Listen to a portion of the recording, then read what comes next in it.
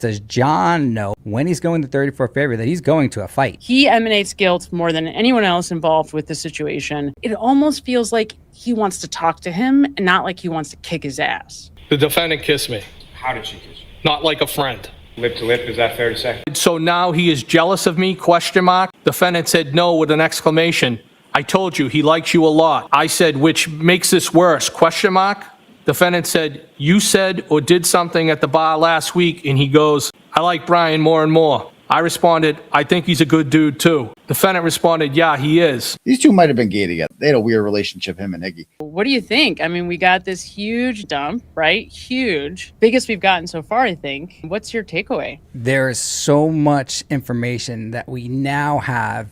Not only new information, but the raw data with regard to the videos. That's crucial because now we can really pick up and see the entire waterfall. It's interesting to see John and Brian Higgins interacting the way that they are, right? They do kind of have this bromance thing happening, but it does track with everything I already felt and believed about Brian Higgins and about the way he felt about John. I never saw aggression. He walks into the waterfall. He gives him this giant hug.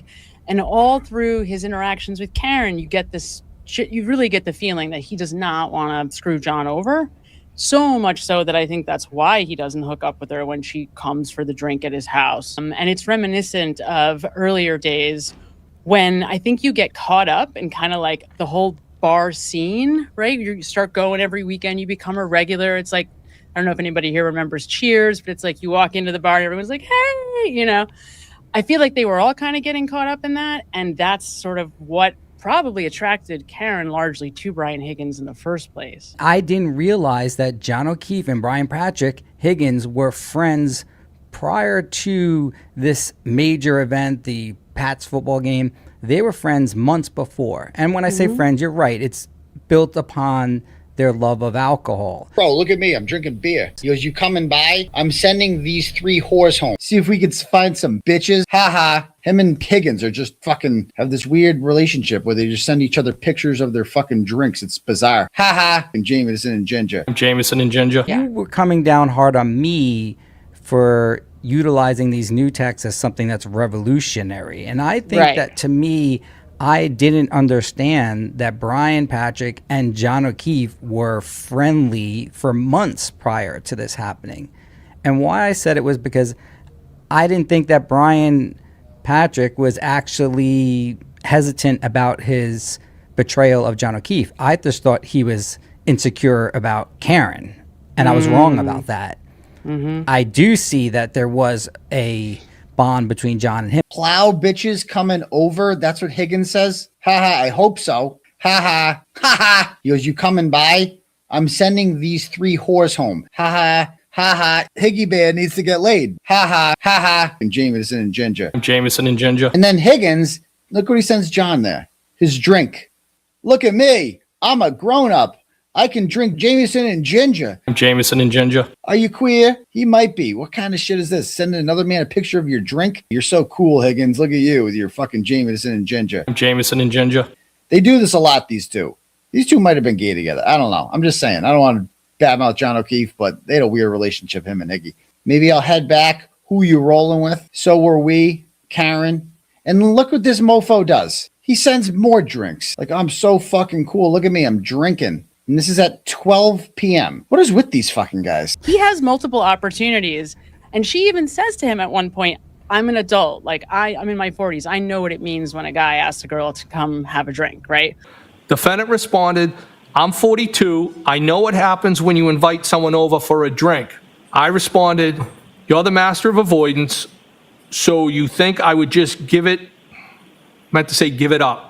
Actually, you brought this up, which I thought was interesting. You had mentioned in the text, in the video that you had just put out, in the beginning, he asks how she got his number. He essentially wants to know, like, did you tell John that you're talking to me? But to me, the reason he was asking is because he wanted to know what her intentions are. Are we doing like this threesome, like buddy thing? Or is this something that you're doing behind John's back? One critical aspect is the stopping of the texting right after the kiss. Yeah, that's true. That's one thing you have to recognize because they were friendly, but Brian Patrick stopped texting John after that morning, and that was it. until we know at 12:20 and 48 seconds when he did it while it's at 34 Fairview. So what's your interpretation of that? So that is a big one. That's something that I think we have to look a lot more closely at, right? First, because it says to me that John was angry about it, that he was suspicious of it. Remember, Karen tells us that. Like, John was like, oh, pulling up the video. What are you hooking up with him? The defendant responded, John has showed me about 5 times the ring video of me walking you out on Saturday, and my voice and my accent are killing me softly, with an emoji of somebody throwing up. I responded, what? Defendant responded, yeah, he has cameras everywhere, you cops, with another emoji. I responded, Jesus. Defendant said, he's like Christ. Are you guys hooking up? Question mark, question mark. Defendant responded, I know where the cameras are anyway, duh. I responded, so your slick move isn't on there? With some question marks. Defendant responded, course not. I responded, oh my God, and then I said, I almost, an emoji with somebody throwing up. So on one hand, it tells us that John maybe was a little bit like, what the hell is going on here? Even if it wasn't entirely conscious, even if it was in the back of his head somewhere, it meant that he wasn't texting Brian, right? He wasn't reaching out. And they were going out that night. So he could have, in the past, you could argue that he might have theoretically been like, hey, we're going out, right? And he didn't.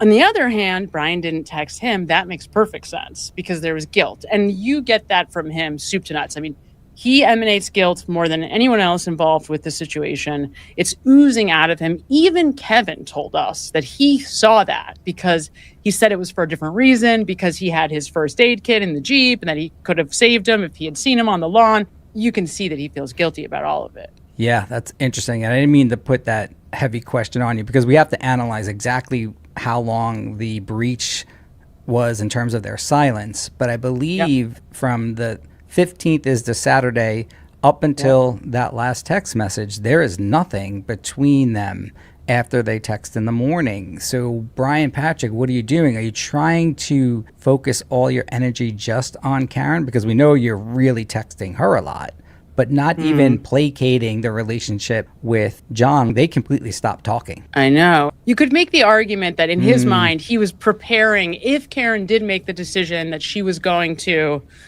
actually leave John and start, dating him, you could argue that he may have been psychologically and literally preparing to pull away from John to make that more feasible for him. Yeah, that's actually what he was doing, because it's odd to say that you're friends with someone, but then if Karen gives you the okay clearly, you're willing to basically start dating your friend's girlfriend. And how dumb and odd that would all be in that small town.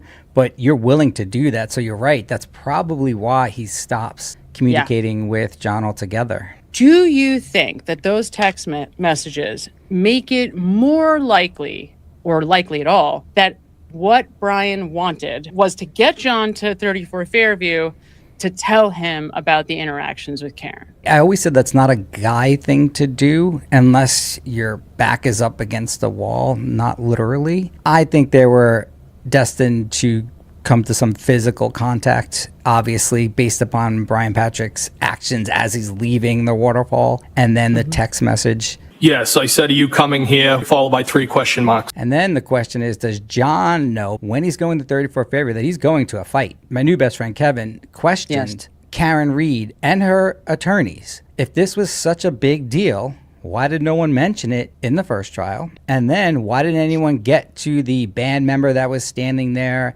And why didn't Karen insist that there was a conflict? In the one Waterfall video, somebody zoomed in, they cut him out. But when you look at the Waterfall video at a higher, you back up. Actually, the person that John turns to after he does the little dance, after Brian signals to him, is Nick Kolakithis. So whatever happened there, Nick may have seen it. He and everyone else was unaware of this. And I believe Karen was completely unaware, because it was only within seconds that Brian Higgins snapped. It wasn't all night. It wasn't as if there was a conflict. John had to have been confused. His good friend stopped talking to him. And you're right. They bonded over drinking and going out and showing each other's penis pictures. Oh no, they're drink pictures, which is probably equivalent somewhat, right? If you really analyze, look how big my drink is. Are you queer? He might be. What kind of shit is this? Sending another man a picture of your drink? You're so cool, Higgins. Look at you with your fucking Jameson and ginger. Jameson and ginger. They do this a lot, these two. These two might have been gay together. I don't know. Him and Higgins are just fucking have this weird relationship where they just send each other pictures of their fucking drinks. It's bizarre. Karen did it also, to be fair. Like, Karen was taking pictures of the Smirnoff Ice. Like, Smirnoff Ice. Ha, I'm drinking again. He goes, show your girl. Show my girl what? That you're drinking alcohol? back when I was 20 years old and maybe even a little bit younger, and I was in bars like that, I might have done that. I might have taken a picture of the new, like the Zimas when they were new and like send it to somebody and be like, we're out at the bar drinking. I wonder if part of those or some of those weren't just invitations like, hey, I'm at the bar, we're at the hillside. Yeah, and that's a good point too. We're in a different age with regard to electronics, but you're also in a different age category. These are grown men in theory. You're right. They're in their 40s. And it's I don't think it's necessarily a bad thing because, as I said, as guys age, they lose friends, just the way it is. And there's really no way for us guys to get friends unless you're sort of bonding over something. Usually it's like poker or drinking or some sort of vice. And it's okay what was going on. But Yeah. now that we know that it was going on for so much longer between Brian Patrick and John O'Keefe, to me, the silence speaks much more. The silence between Brian Patrick and John O'Keefe. It does. But why do you think none of these texts came into the trial? They may have thought that this was all irrelevant initially because of the way Karen was not pushing Brian Higgins. Brian Higgins? They missed this Waterfall video, and Kevin's right about that. They completely missed it in the first trial. Completely. They did. They missed it. And if you're trying to prove this case, having someone taunting John O'Keefe, going like this to your head. Kevin said, because he owned the bar, if you've seen a bar fight, you know what they are. This was a different type of fight because Brian Higgins was torn. He didn't want to cause a scene, I don't believe there. What he was doing was very quiet, but very, very critical. And he's telling John to come here. There's no one else that he's pointing to. No, he was You point pointing to at someone's John. head. And this is, let's go outside. The guys do. I don't know if he was saying, let's go outside. I mean, I know you're sold on that. I'm not. Oh, I'm not. Tell me what you think. If you look at both Nicole and Brian Albert Sr., Yes. right, they're both there too. They're pointing and they're like, let's go. Come on, you're coming with us.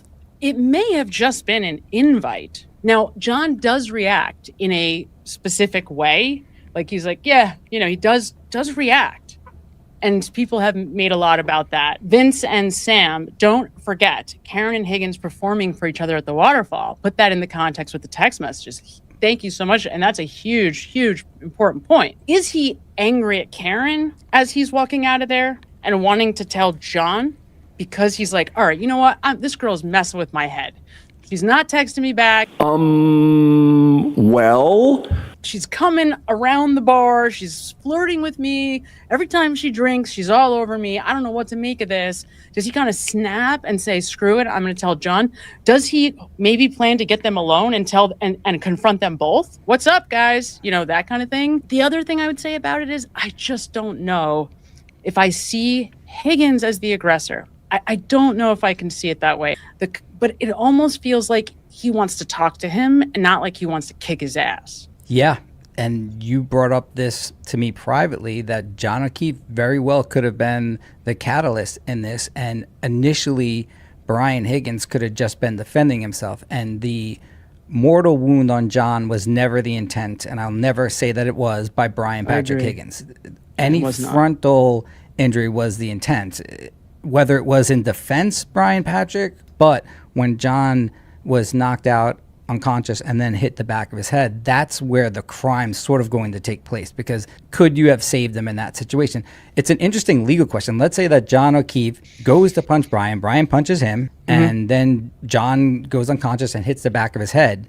If he dies right there, is Brian Higgins liable criminally? It's an interesting question. I don't think so. And that's why I get so frustrated that they didn't just tell the truth. Because to me, two cops like this who basically can run, you know, circles around all these other cops, why wouldn't they have just said it was self-defense? All these people saw it. They would have walked. It would not have even been probably a charge. So I don't understand why they didn't do that. It's a scary proposition for a guy. That's why I try to avoid fights. It's not necessarily about me getting hurt, but if I hit someone and they hit the back of their head, I know this for years now, that's where everything could go wrong. You're never going to kill someone with a punch to the face. It's not possible to kill someone. It's hitting the back of your head, which is so fragile for some reason. They made a choice. So far, it's worked out for them. They didn't even have to admit to it. Brian Higgins made this choice that I'm not going to admit to anything. I'm just going to deny it. Now,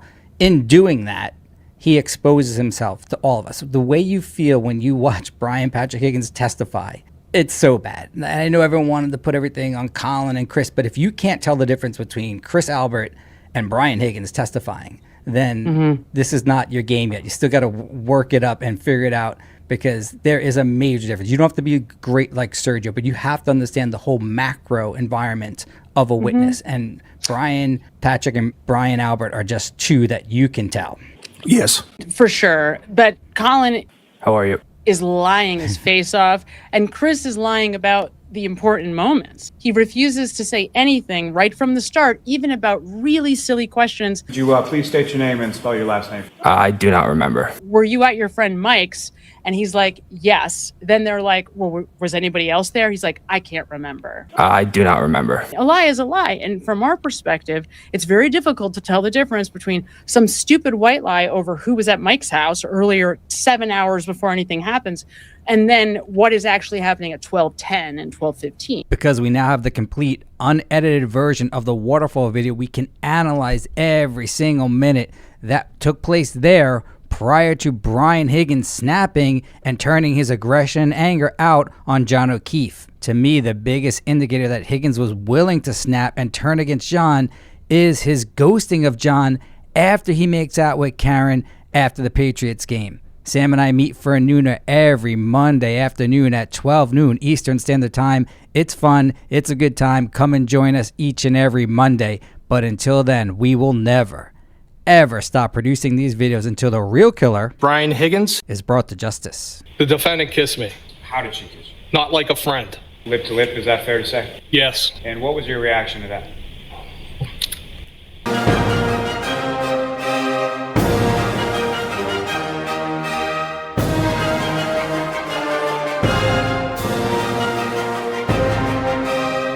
I was taken back.